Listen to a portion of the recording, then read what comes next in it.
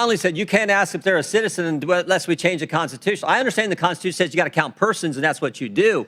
But you ask a lot of other things. You find out a lot of other information. Rent your home. Do you own your home? You ask if they're deaf or if they're blind in this community, American Community Service that comes from the Census Bureau. You ask if they got any mental illness. So you can do that, but you can't ask sort of the fundamental question that applies to how we apportion seats for the United States Congress, whether you're a citizen or not. You can't do that.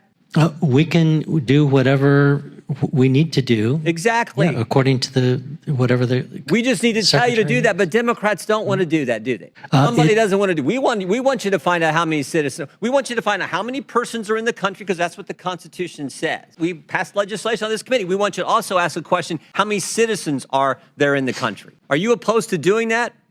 I am opposed to not providing Congress with the information that it needs. I understand. To make I'm asking, do you think it's a good idea for Congress, we're the policymakers, to put on the survey, on the census, asking that question, are you a citizen or not?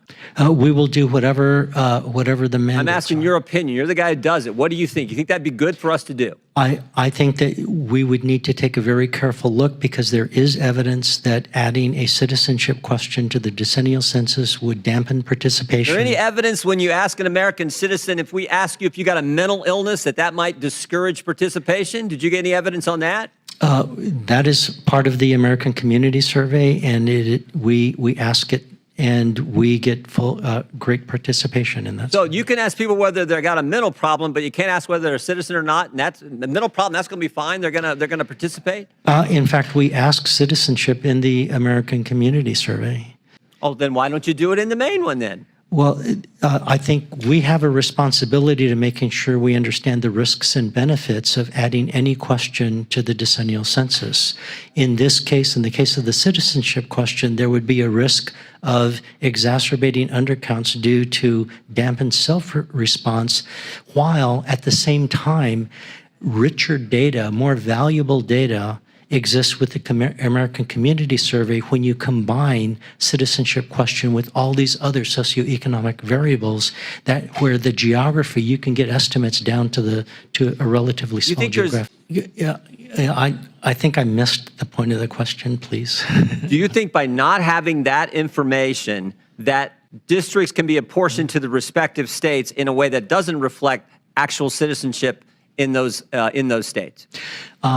I don't have an opinion other than to say we're obliged to count everyone, provide the counts to the president, who gives it to Congress. And it's a policy decision then for Congress to decide how to redistrict, how to use those numbers. My guess is you go talk to most people on the street, you go talk to people who live in the 4th District of Ohio and say, do you think we should ask on the census if you're a citizen of this country? I think most people would say, well, yeah, aren't we doing that already? And the fact that we're not, they think, well, that's just the dumbest thing in the world. So I think that's just sort of common sense. And yet we have this big push against doing it, which surprises me, because we can do both. It's not an either or, as Mr. Connolly tried to frame it. Exactly what the Constitution says, find out how many people are in the country.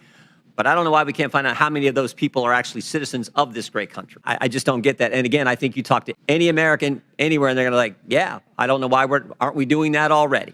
And you guys are like, no, we don't think we should do that, even though we can ask what you drive to work, how much you work, are you getting welfare, do you work for the government, don't you work for the government, do you got a mental illness, are you deaf, are you blind, what's your race, what's your sex? You can ask all those questions, but the one question that might, let's just say might, have an impact on how we apportion congressional seats, we can't ask that one. Oh, that seems stupid.